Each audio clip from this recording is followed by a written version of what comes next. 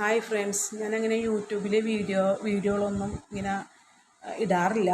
പക്ഷേ ഇതിടണമെന്ന് തോന്നി. കാരണം ഞാൻ എറണാകുളത്ത് ഒരു പരിപാടിക്ക് പോയപ്പോൾ കുറേ അമ്മമാർ ഓടി വന്നു എൻ്റെ അടുത്ത്. എന്നിട്ട് പറഞ്ഞു, ഞങ്ങൾ വീഡിയോസുകളൊക്കെ കാണാറുണ്ട്, പക്ഷേ സബ്സ്ക്രൈബ് ചെയ്യാൻ അറിയത്തില്ല എന്നാണ് പറഞ്ഞത്.